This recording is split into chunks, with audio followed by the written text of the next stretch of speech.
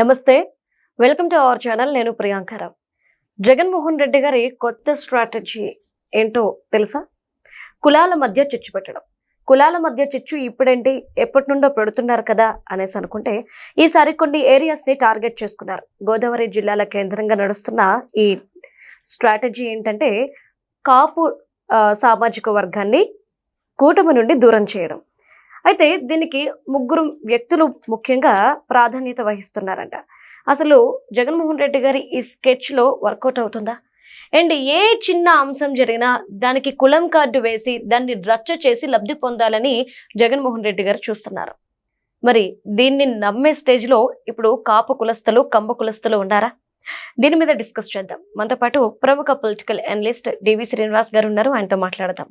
నమస్కారం సార్. నమస్తే.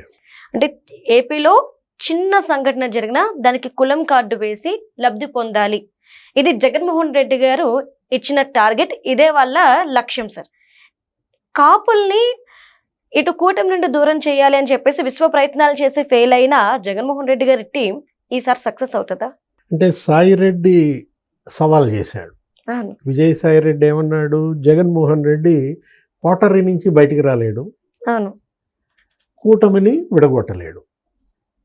అంటే కోటరీ నుంచి బయటకు రాలేని జగన్మోహన్ రెడ్డి ఇప్పుడు కూటమిని ఇవాళ విడగొట్టాలని కుట్ర. అంటే ఇప్పుడు ఇవాళ తెలుగుదేశం, జనసేన ఈ రెండు సామాజిక వర్గాలకి ఇది బలమైన పార్టీలుగా, తెలుగుదేశం జనసేన విడిపోవాలంటే కమ్మ కాపు కొట్టుకోవాలి. అక్కడే జగన్మోహన్ రెడ్డి యొక్క కుట్ర మనం తీసుకున్నట్లయితే, అక్కడెక్కడో నెల్లూరు జిల్లాలో ఒక మర్డర్ జరిగింది. ఇది కందుకూరు అనే చోట. ఆ కందుకూరు మర్డర్లో ఇద్దరు వ్యక్తుల మధ్య ఘర్షణ. లక్ష్మీనాయుడు, హరిశ్చంద్ర ప్రసాద్. దేనికోసం? 2,30,000. అతను ఇతని దగ్గర అప్పు తీసుకున్నాడు. వాళ్ళిద్దరు స్నేహితులు కలిసి వ్యాపారం చేశారు. ఒకడు కమ్మ, ఒకడు కాపు. ఇద్దరిది కులాంతర వివాహమే, ఫ్యామిలీ ఫ్రెండ్స్. వ్యాపారం చేశారు, స్నేహితులు, కానీ వివాదం. ఆ వివాదం కారణంగా ఇతనెవరు, ఈ హరిశ్చంద్ర ప్రసాద్ ఫార్చునర్లో పోతున్నాడు. లక్ష్మీనాయుడు మోటార్ సైకిల్ మీద ముగ్గురు వస్తున్నారు, గుద్దాడు. గుద్ది అసలు మరి దగ్గర చనిపోయేదాకా మరి అక్కడ జరిగింది ఘర్షణ. అక్కడ దాన్ని అడ్డం పెట్టుకుని యాక్చువల్గా 2,30,000 దాంట్లో ట్రాక్టర్ ఇచ్చాడు అప్పు కింద, ఇంకా 50,000 ఇవ్వాలంతే. దానికోసం ఈ గొడవ. అతను ఏదో ఫోన్ చేశాడంట, ఎవరు, హరిశ్చంద్ర ప్రసాద్ మరి లక్ష్మీనాయుడు భార్యకి ఏదో కొంచెం వల్గర్గా మాట్లాడినట్టున్నాడు. ఆమె బాధపడింది అనుకుంటా. లక్ష్మీనాయుడు వాళ్ళ ఇంటి మీదకి వెళ్ళాడు. ఇట్లా ఆ వివాదం చిలికి గాలివాన్గా మారటం అతని హత్యకి దారితీసింది. దీంట్లో తెలుగుదేశంకి జనసేనకి ఏమైనా సంబంధం ఉందా? కమ్మ కాపుకి ఏమైనా సంబంధం ఉందా? అంటే పార్టీలకు సంబంధం లేదు, కులానికి సంబంధం లేదు. 50,000 వివాదం ఒక ఫ్యామిలీ ఫ్రెండ్స్ మధ్య, స్నేహితుల మధ్య. అది కాస్త చిలికి గాలివాన ఎలా చేశారు, అది అయిపోయింది, సప్రెస్ అయింది. ఏదో ప్రభుత్వం మేల్కొంది, అతను అరెస్ట్ చేసినట్టున్నారు. ఆ కుటుంబానికి కూడా అండగా నిలబడినట్టుంది కూటమి ప్రభుత్వం. ఇంకొకటి ఎక్కడ, గుంటూరు జిల్లా ఈ మధ్య జరిగింది, ముట్లూరు. అక్కడ కూడా మరి ఆ కాపు యువకుల్ని ఏదో అర్ధరాత్రి పూట ఈ కమ్మాళ్ళు ఎవరో కొట్టారని. అక్కడ మామూలుగా జరుగుతున్నటువంటి గొడవ, చిన్నపాటి గొడవ, గ్రామాల్లో సహజం. ఏది, ఆ పిల్లలు తిరుగుతుంటారు, కొట్టుకుంటుంటారు. అంటే దాన్ని కాస్త మళ్ళా బాధితులు కాపులు, కొట్టింది కమ్మాళ్ళు, క్యాస్ట్ లేకపోతే పార్టీ. బాధితులు జనసేన, కొట్టింది తెలుగుదేశం. చిత్రించి భూతద్దంలో చూపించి అసలు కుల సంఘం నాయకులు ఎంటర్ అయ్యి, అంటే ఇక్కడ ఆ కేసులో అయినా ఈ కేసులో అయినా అసలు ఏం గుణపాఠం నేర్చుకుంది ఈ ప్రభుత్వం? ఇప్పుడు వాళ్ళు కుట్రలు చేస్తున్నారమ్మా, మిమ్మల్ని విడగొట్టాలని సతదా ప్రయత్నిస్తున్నారు, కులాల మధ్య చిచ్చు పెడుతున్నారు. మీరేం మేల్కొన్నారు? ప్రభుత్వం అయినా, లేకపోతే తెలుగుదేశం జనసేన కూటమి పెద్దలైనా, లేదు పోలీస్ యంత్రాంగమైనా సకాలంలో స్పందించి ప్రెస్ మీట్లు పెడితే, ఇప్పుడు నిన్న డిఎస్సి ఉంది, ఆ డిఎస్సిని కూడా కమ్మ డిఎస్సి అన్నారు. ఆ స్పోర్ట్స్ కోటాలో 392 పోస్టులు వస్తే మొత్తం కమ్మాళ్ళకే అన్నారు. ఆయన ఎవరో ఒక అసలు మామూలు వ్యక్తి కాదు, ఆయన ఏంటి సీనియర్ ఐఏఎస్. విజయ్ కుమార్ ఏదో ఛానల్లో మాట్లాడుతూ ఆయనే చెప్పాడు.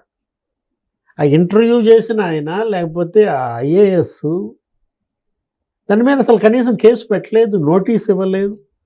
అంటే కమ్మ విద్వేషం పెంచటం. తద్వారా ఇప్పుడు ఇక్కడ ఏంటి ఒక పద్ధతి ప్రకారం వాళ్ళు చేస్తున్నారు. కుతంత్రమా కులతంత్రమా వాళ్ళు ఏదో పేపర్లో చూశాను. ఇప్పుడు అందులో వచ్చిన కమ్మాళ్ళకి ఎన్ని పోస్టులు వచ్చాయి? 9 మందికి వచ్చాయి. 392లో దగ్గర దగ్గర ఒక 350 వీకర్ సెక్షన్ అమ్మా. ఓసీకి వచ్చింది 42. ఆ 42లో కాపులు 16, రెడ్లు 10, కమ్మ 9. అంటే 9 మంది కమ్మాళ్ళకి 392 పోస్టుల్లో టీచర్ పోస్టులు వస్తే చివరికి అది కమ్మ డిఎస్సి అని తెలిసి పారేశారు. అది విద్యాశాఖ అధికారులు మనం మెచ్చుకోవాలి. ఎవరు? కోన శశిధర్, లేకపోతే అజయ్ జైన్, భరణి వరుసనే 3-4 ప్రెస్ మీట్లు పెట్టారు. ఆధారాలతో సహా అప్లోడ్ చేసిన సర్టిఫికెట్లతో సహా చూపించారు. ఇప్పుడు అది విఫలమైంది. అంటే ఇన్ని కుట్రలు జరుగుతున్నా తిప్పి కొట్టగలిగారంటే ఆఫీసర్స్, నేను అంటోంది అదే. ఇప్పుడు ఆ కందుకూరు మర్డర్ కేసులో వెంటనే అక్కడ ఉన్న ఎస్పీ సకాలంలో స్పందించి దీనికి కులానికి సంబంధం లేదు, ఇది నేరం, ఇది మర్డర్కి కులం ఏంటి? అంతే కదా. రేప్కి కులం ఏంటమ్మా? కిడ్నాప్కి కులం ఉంటుందా? అంటే కాపులు అని చెప్పి చూసి ఆ కాపుల అమ్మాయిని కిడ్నాప్ చేస్తారా? పొరపాటున రేపొద్దున ఏదైనా జరిగిందనుకో, కమ్మాడు కిడ్నాప్ చేశాడు, ఇదిగో మళ్ళా తెలుగుదేశం జనసేన అంటారు. అంటే సార్, కులాల మధ్య చిచ్చు పెట్టి లబ్ధి పొందాలి అనుకునే ఈ పిచ్చి పనికి ఎందుకు సిద్ధమవుతున్నారు? ఆల్రెడీ చెప్పేశారు జనసేన అధినేత పవన్ కళ్యాణ్ గారు, మేము ఇంకా కూటమిలోనే ఉంటాము, నేను సీఎం అవ్వాలనుకోవట్లేదు, 10 ఏళ్ళు చంద్రబాబు నాయుడు గారు సీఎం అంటున్నారు. సరే, అట్లీస్ట్ డిప్యూటీ సీఎం అనే ఇచ్చారు కూటమిలో. మరి జగన్మోహన్ రెడ్డి గారు కాపులకు ఏమి ఇస్తారని చెప్పేసి కాపులందరూ వాళ్ళకి సపోర్ట్ చేస్తున్నారు. లబ్ధి పొందిందంతా రెడ్లే కదా. అంటే ఒకటి ఇక్కడ అసలు జగన్మోహన్ రెడ్డి ఆ పాదయాత్ర చేస్తూ గోదావరి జిల్లాల్లో చెప్పాడు కాపులకు రిజర్వేషన్ ఇవ్వను అని. మరి కాపులకు రిజర్వేషన్ ఇవ్వను అని గోదావరి జిల్లాల్లో అతను అసలు ప్రకటన చేస్తే ఒక్క కాపు అయినా అతనికి ఓటేయచ్చా? ఒక్క కాపు అయినా ఆ పార్టీ తరఫున పోటీ చేయొచ్చా? స్వార్థం. అంటే రాజకీయ ప్రయోజనాలు. జగన్మోహన్ రెడ్డి వాళ్ళ కుల ప్రయోజనాల కోసం ఈ అభ్యర్థులు కానీ ఈ నాయకులు కానీ ఎవరికీ లేదు చిత్తశుద్ధి, ఇంక్లూడింగ్ కుల సంఘం నాయకులకు కూడా. అంత డబ్బు అధికారం. అంటే పవర్ పాలిటిక్స్, మనీ పాలిటిక్స్ వీళ్ళు ఆడుతారు. ఇప్పుడు పవన్ కళ్యాణ్ గుర్తు చేశారు మీరు. నిన్న తిరుపతి సభలో మాట్లాడుతూ ఏమన్నాడు పవన్ కళ్యాణ్? కులాల పరిమితులు దాటాలి ఒక రాష్ట్రం, ప్రాంతాల పరిమితులు దాటాలి మరో రాష్ట్రం అన్నాడు. ఇటు ఆంధ్రప్రదేశ్ని ఇటు తెలంగాణను ఉద్దేశించి.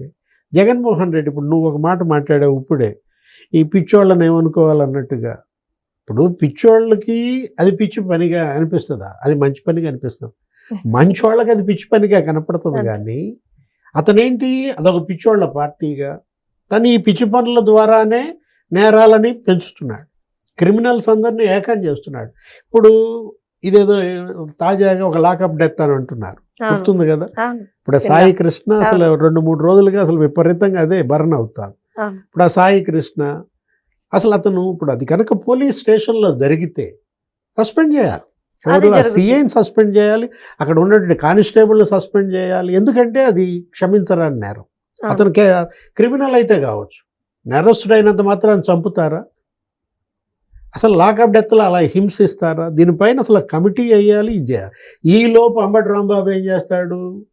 కాపు టైగర్ని అంటాడు, ఇతనికి మళ్ళా ఆ కాపు కులాన్ని ఆపాదిస్తాడు. ఆ కుటుంబ సభ్యులు మాట్లాడుతున్నారు, అతని తల్లి మాట్లాడింది, అతని మేనమామ మాట్లాడుతున్నాడు. ఏమని? మేము పవన్ కళ్యాణ్ అభిమానులం, మేము జనసేన మాది అని చెప్పి వాళ్ళు అసలు సభ్యత్వ కార్డులు చూపిస్తున్నారు. ఏదో రకంగా ఇప్పుడు సాయి కృష్ణ దీన్ని అడ్డం పెట్టుకుని కాపుల్ని రెచ్చగొట్టాలని రేపొద్దున మీటింగ్ అంట 21వ తారీఖు. అవును సార్, కాపు నేతలు కార్యకర్తలు అందరూ ఇంట్లో కురసాల కన్నబాబు, గుడివాడ అమర్నాథ్, అంబటి రాంబాబు వీళ్ళందరూ అక్కడ మీటింగ్ వేస్తున్నారంట. ఏదో రకంగా కే ఫ్యాక్టర్, కమ్మ కాపు. ఈ కే ఫ్యాక్టర్ని ఇవాళ బద్దలు కొట్టాలా, తెలుగుదేశం జనసేన విడగొట్టాలా, అప్పుడే ఇక వైసీపీకి భవిష్యత్. ఈ రెండు కలిసి ఉంటే నేను సీఎం కాలేను అది ఆయనకి తెలిసిపోయింది. అనే ఈ జగన్మోహన్ రెడ్డి ఈ game plan. Right, thank you so much sir.